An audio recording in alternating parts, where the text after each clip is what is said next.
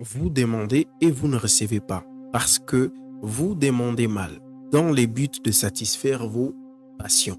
Alors ici, l'auteur de cet épître est très clair dans le sens où nous demandons, mais nous ne recevrons pas parce que nous demandons mal dans le but de satisfaire nos passions.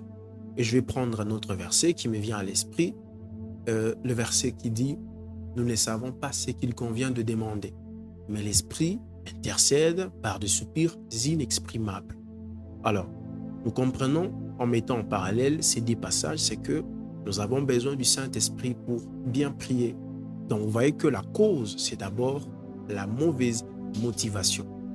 Donc, troisième raison, c'est la mauvaise motivation.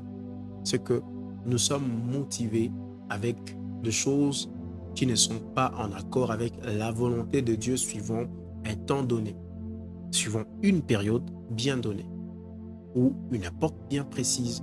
Notre pensée, notre façon de voir est en déphasage avec la volonté de Dieu. Est-ce que ce que tu demandes est vraiment conforme à ce que Dieu attend de toi? Est-ce que ce que tu demandes est vraiment conforme à la pensée de Dieu? Et si elle n'est pas suivant la pensée de Dieu, je te demanderai de faire une seule chose, de consulter le Saint-Esprit.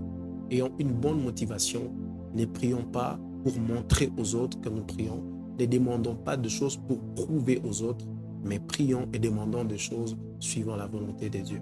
Ne soyons pas comme des pharisiens que Jésus-Christ avait réprimandés, qui étaient là, qui se tenaient debout, point de synagogue, et qui priaient et parlaient à plein gosier pour qu'ils soient entendus des hommes. Mais ils étaient de tombeaux blanches.